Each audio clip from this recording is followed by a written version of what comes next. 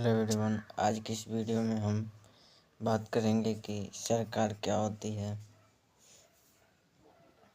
जो हमने पढ़ा था विविधता चैप्टर और विविधता की समझ और विविधता एवं विविधता एवं भेदभाव, जो ये चैप्टर पढ़े थे, हमने उसमें समझा था कि विविधता को हम क्यों संरक्षित करते हैं, और हमने यह भी समझा था कि भेदभाव क्या होता है। हमने यह भी समझा था कि पूर्वाग्रह किसे कहते हैं। हमने कुछ खास ज़रूरतों वाले बच्चों के बारे में भी पढ़ा था।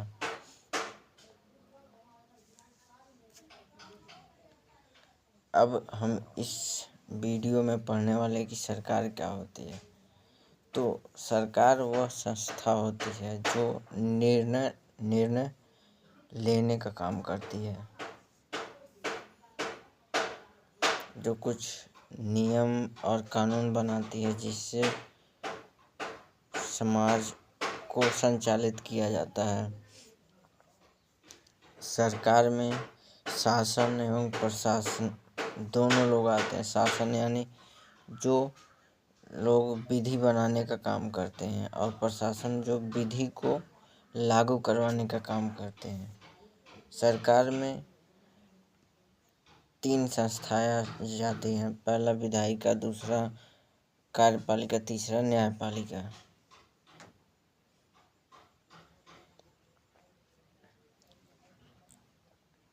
इन शासन प्रशासन के लोगों को आप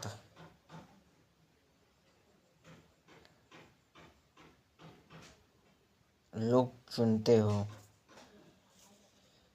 यानी जो शासन में है उनको आप जनता के द्वारा चुना जाता है।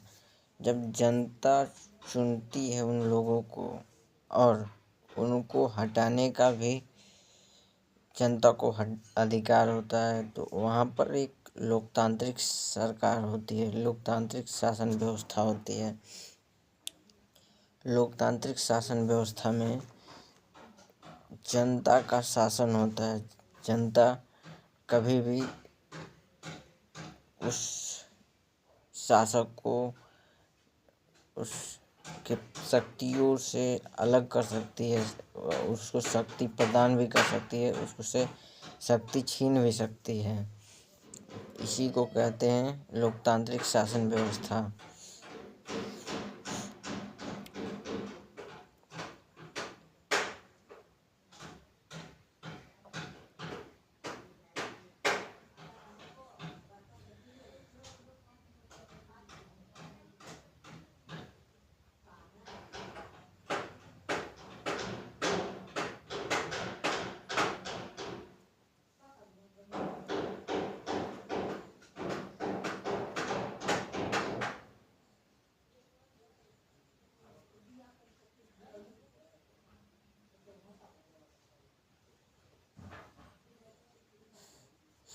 लोकतांत्रिक शासन व्यवस्था में को ही हम लोकतंत्र कहते हैं, जहाँ जनता का शासन होता है। जनता चुनाव के माध्यम से अपने प्रतिनिधियों को चुनती है, और लोकतंत्र में यह भी आपको सुविधा होता है कि आप अपने गलतियों को सुधार सकते हैं। यानी कोई ऐसा शासक आ गया जो ऐसी सरकार चला रहा है जो मनमाने ढंग से कार्य करती है, तो उसको 5 साल के बाद अपनी गलतियों को जनता सुधार भी सकती है।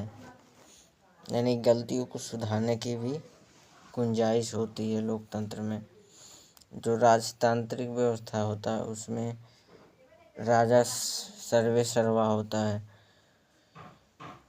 उसी के पास यह अधिकार होता है कि किसका विकास करना है, किसका नहीं। वही एक तरह से संविधान होता है। उसी के अनुसार गांव चलता है, नगर चलता है, मतलब उसी के अनुसार देश चलता है। उसने अगर किसी को सजा दे दी तो वह जनता के प्रति जवाबदेह नहीं होगा कि उसने ऐसी कार्य क्यों किए, इस तरह की सज़ा क्यों दी।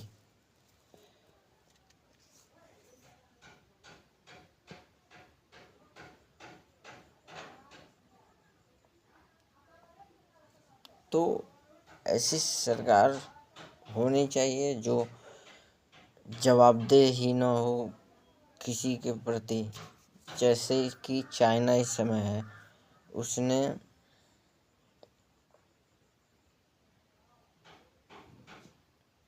कई लोगों को सजा दी, लेकिन उसका जवाब उसने नहीं दिया। उसने मनमानी तरीके से लोगों को कुचलवा के मार दिया, क्योंकि वह अपने अधिकारों की मांग कर रहे थे। तो क्या ऐसी शासन व्यवस्था चाहिए? नहीं। तो लोकतंत्र एक बेहतर व्यवस्था है। इसको अब लोग किस तरह से चलाते हैं, लोग वहाँ पे कितने सक्षम हैं, इस पर यह निर्भर करेगा कि वहाँ की शासन व्यवस्था कितनी अच्छे तरीके से चलती है।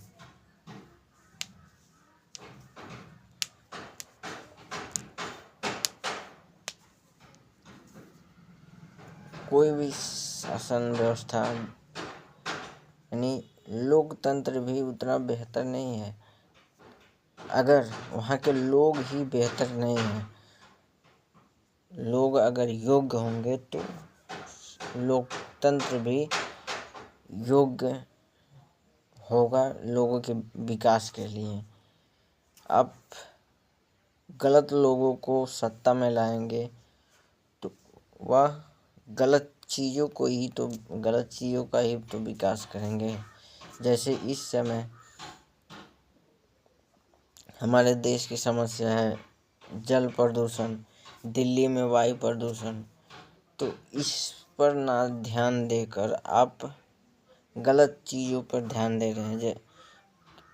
कि जो एक कुणाल कामरा का केस आया है इस समय, अब उससे आप माफ़ी मंगवा रहे हैं। तो वो जो महाराष्ट्र के लोग हैं वह अपनी मूल समस्याओं को छोड़कर किसी एक व्यक्ति को शोषित कर रहे हैं या उस पर दबाव डाल रहे हैं, जिससे उनकी जो एक अपनी अहम को बढ़ावा दे पाएं। जैसे किसी को दबाकर आप अच्छा महसूस करते हैं, उसी प्रकार से इस समय महाराष्ट्र के लोग हुए हैं। तो इस अवस्था में क्या आप विकास कर पाएंगे कि आप अपनी मूल समस्याओं को छोड़कर कोई क्या बोल रहा है, क्या कर रहा है, उस पर आप ध्यान दे रहे हैं। किसी के व्यक्तिगत जीवन में आप जाने का प्रयास कर रहे हैं।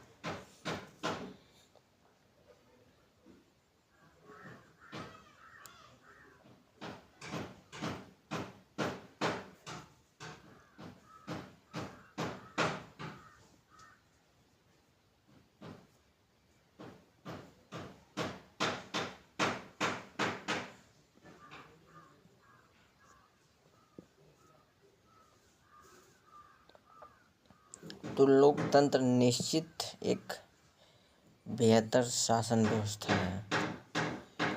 जब लोग शिक्षित हों, ज़्यादा योग्य हों और वह सही मुद्दों को ध्यान देने योग्य हों, तब जाकर लोकतंत्र एक अच्छी शासन व्यवस्था बनेगी। तब जाकर किसी देश का विकास हो पाएगा। अब हम एक समस्या पर ध्यान देना चाहते हैं, वयस्क मताधिकार। कि वयस्क मताधिकार जो आज के समय पर हमारे भारत में मिला हुआ है, इसके पीछे की एक इतिहास को जानने की कोशिश करते हैं। जैसे कि हम जानते हैं कि ब्रिटेन कितने पहले एक लोकतांत्रिक देश बन चुका था। अमेरिका भी अपने आप को लोकतांत्रिक देश कहता था। अमेरिका भी लोकतांत्रिक देश 1789 में ही बन गया था, लेकिन उन्होंने भी समानता नहीं दी थी सभी को। वहाँ पर भी महिलाओं को वोट देने का अधिकार नहीं था। अब आप सोचिए कि किसी देश में अगर 1000 लोग रहते हैं, उसमें से 800 लोग वयस्क हैं, 18 वर्ष से ऊपर हैं, लेकिन उस देश में केवल उन्हीं को वोट देने का अधिकार है जो जिनके पास संपत्ति है, जो शिक्षित हैं और जो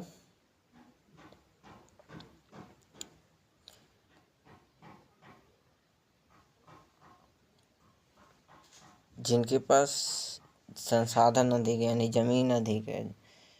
तो ऐसे लोगों को अगर वोट देने का अधिकार मिल रहा है तो यहाँ पर समानता कहाँ है।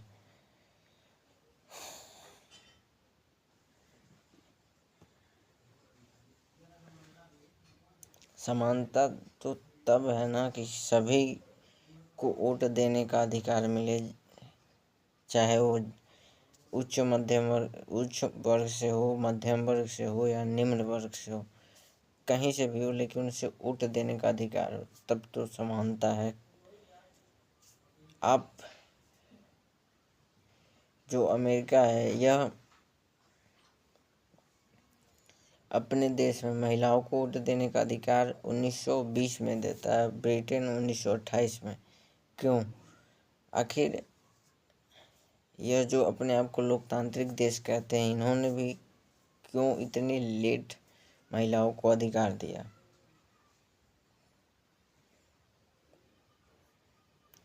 वहाँ पर भी एक धारणा थी उस पहले कि महिलाओं के पास इतनी क्षमता नहीं हो, वह पुरुषों जितना कार्य नहीं कर सकती, इसलिए उन लोगों ने भी महिलाओं को दबा कर रखा, सप्रेस करके रखा। लेकिन जब विश्व युद्ध के दौरान जब पुरुष युद्ध में चले गए तो वहाँ से महिलाओं ने अपनी क्षमता दिखाया। वहाँ के लोग हैरान हो गए जब उन्होंने देखा कि महिलाओं के पास भी इतनी क्षमता है, पुरुषों जैसा वो कार्य कर सकती हैं। तब वहाँ पर विश्व युद्ध के बाद महिलाओं ने आंदोलन शुरू किया। उन्होंने भी अपने अधिकारों की मांग की, जिसको हम सफ़रेज मूवमेंट कहते हैं, जिसमें महिलाओं ने समानता की बात की, उनको भी वोट देने का अधिकार मिले। इसलिए भारत इस मामले में विशिष्ट है, क्योंकि इसने आज़ादी के समय से ही सभी को वयस्क मताधिकार देने का वादा किया था। इसने उन रूढ़िबद्ध धारणाओं को तोड़ा, जो विश्व में जो रूढ़िबद्ध धारणाएं उनको तोड़ा था, जो सोचते थे कि लोकतंत्र पढ़े लिखों और संपत्ति धारक का काम है, ना कि अशिक्षित का।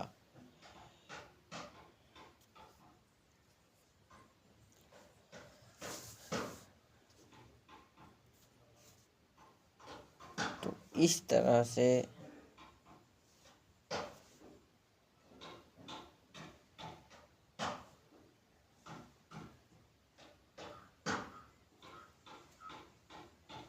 आप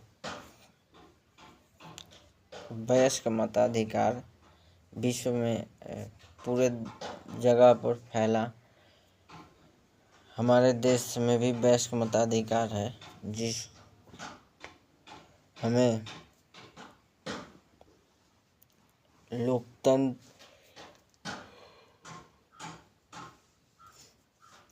लोकतांत्रिक देश में रहने की वजह से मिला हुआ है।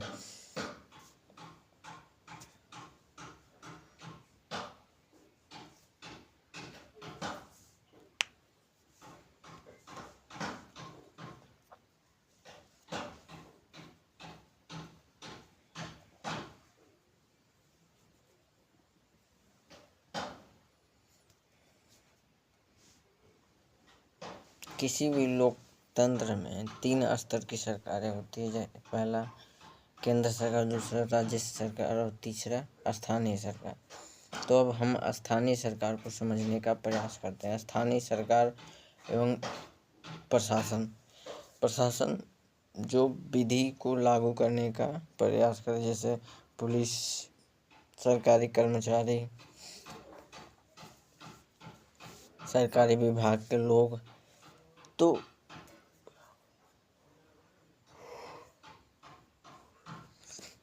ग्राम पंचायत की सरकार, गांव की शासन किसे कहते हैं? यानी गांव और शहर में के सरकार को हम गांव का शासन कहते हैं। स्थानीय सरकार उसी को कहते हैं।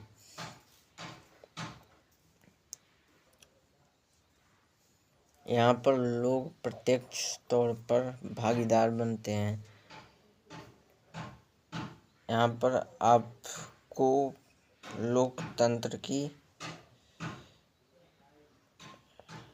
असली व्याख्या, असली रूप हमें स्थानीय सरकार में ही मिलती है।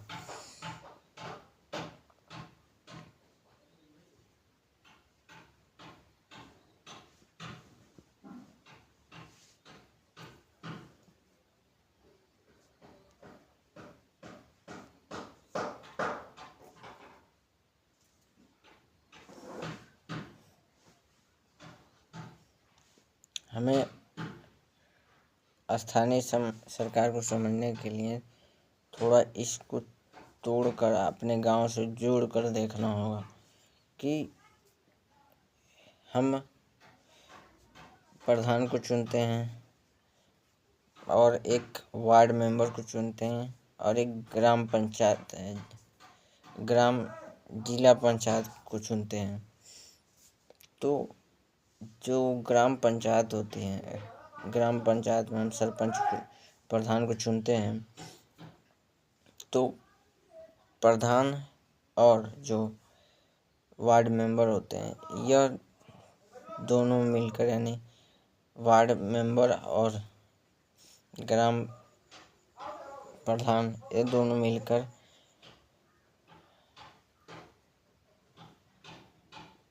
ग्राम पंचायत का निर्माण करती है, जहाँ पर वह 5 साल के लिए कार्य करने की अनुमति जो गांव के लोग होते हैं वह देते हैं कि आप 5 साल के लिए अपने कार्यों को कर सकते हैं गांव के स्तर पर।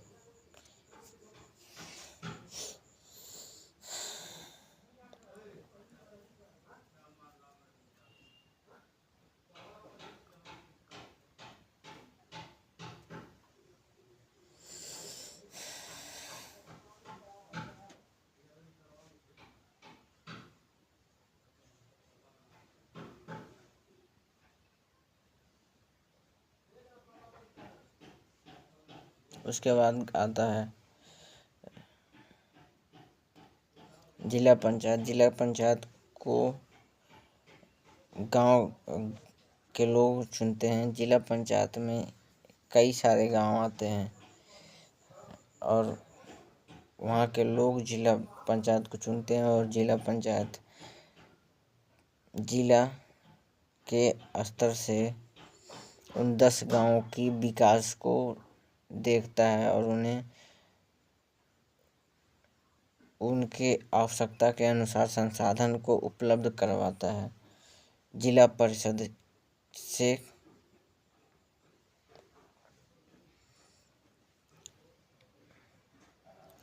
वह इसकी जानकारी देता है कि किस गांव में कितना फंड की ज़रूरत है और कितना नहीं।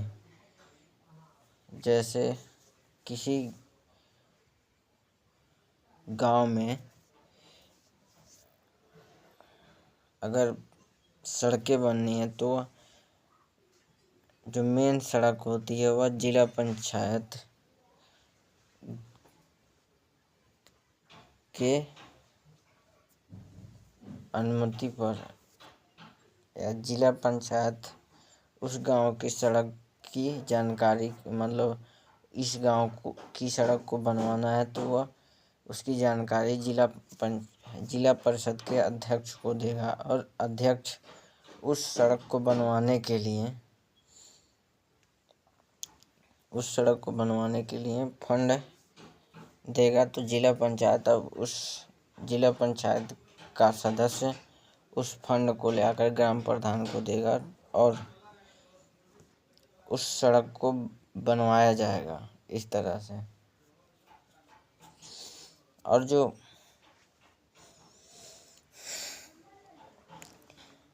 ग्राम पंचायत की जो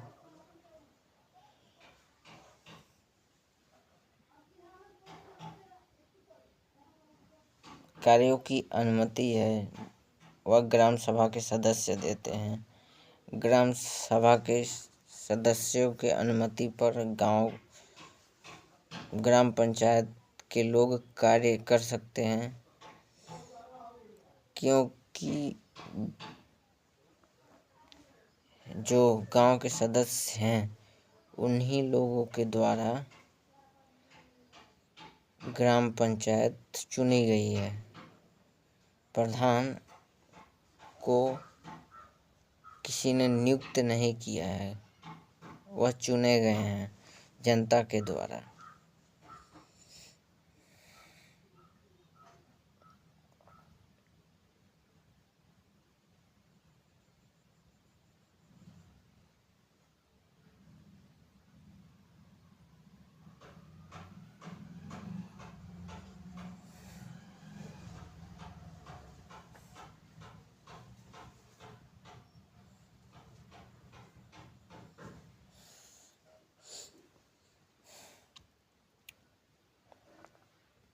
ग्राम पंचायत जो होती है वह जनता के प्रति जवाबदेह होती है।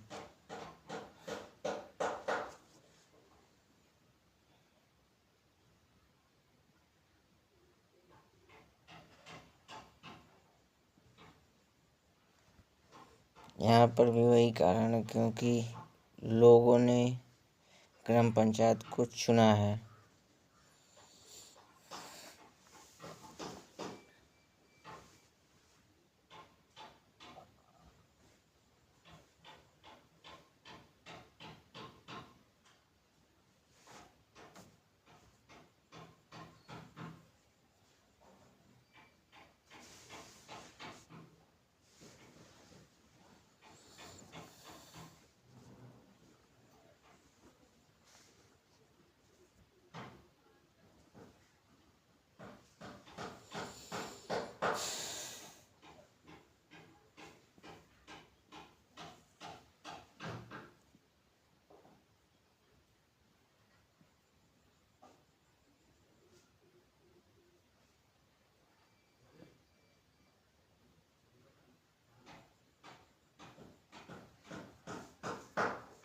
गांव की प्रशासन को समझने के लिए आप यह समझिए कि जैसे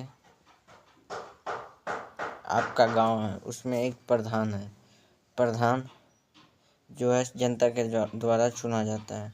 उसके बाद उसी गांव में कई वार्ड होंगे तो वहाँ से एक वार्ड मेंबर चुना जाता है। अब यह दोनों मिलकर, मतलब वार्ड मेंबर मिलकर और गांव प्रधान मिलकर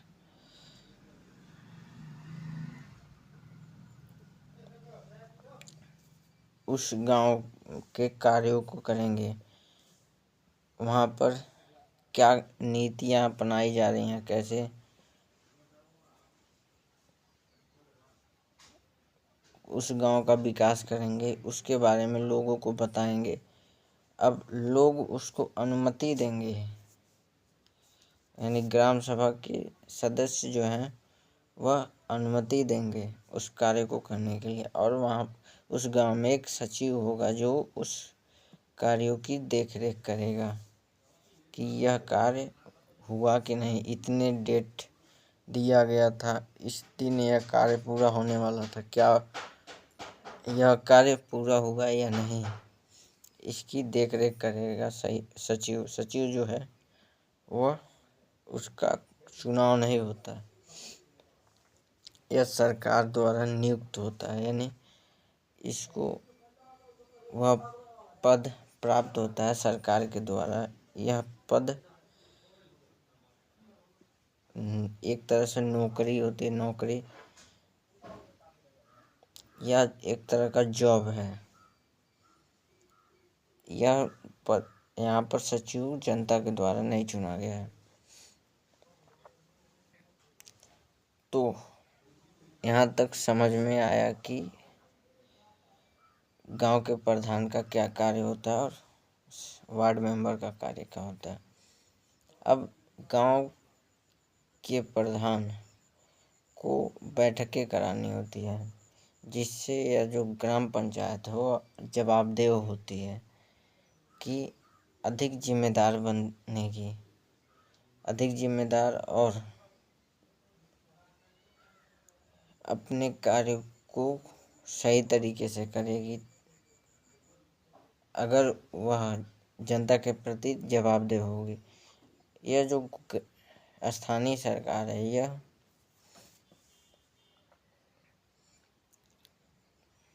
जो है लोकतंत्र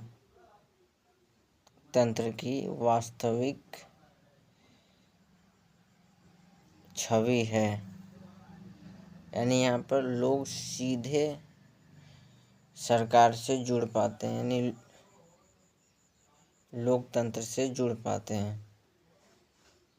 यानी कोई भी समस्या होगी वो सीधे प्रधान के पास चले जाएंगे, वहाँ वही तो गांव की सरकार, तो यानी वह सरकार से सीधे जुड़ पाएंगे। तो यह प्रत्यक्ष लोकतंत्र की एक उदाहरण है। तो अब वह समस्या को सीधे सरकार तक पहुंचा पाए। यहाँ से अगर हम स्थानीय सरकार की जब हम स्थानीय सरकार को ज़्यादा से ज़्यादा अधिकार देंगे तो लोगों की लोकतंत्र में ज़्यादा से ज़्यादा पहुंच बढ़ेगी, जिससे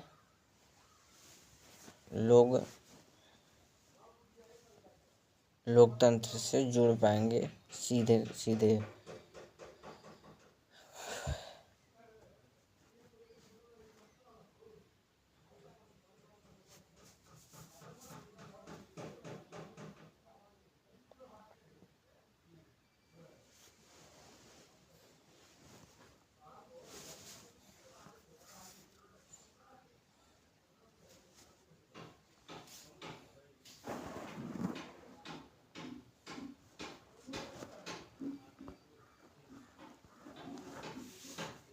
यानी लोग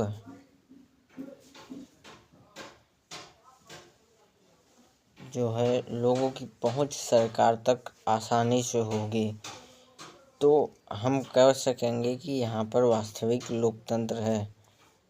यानी लोगों के पास अगर सरकार तक पहुंच ही नहीं होगी, वो अपनी आवाज़ को सरकार तक पहुंचा ही नहीं पाएंगे, अपनी समस्याओं का समाधान नहीं करा पाएंगे, तो लोकतंत्र होने और न होने का फायदा क्या है।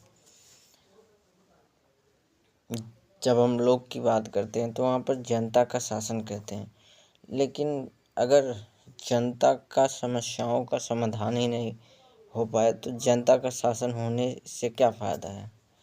तो इसलिए स्थानीय सरकार को हम लोकतंत्र की वास्तविक छवि कहते हैं। यानी इसी को हम देखते हैं कि गांधी जी भी प्रोत्साहित करते हैं कि स्थानीय सरकार को ज़्यादा से ज़्यादा अधिकार मिले, ताकि लोकतंत्र में सभी लोगों की भागीदारी हो।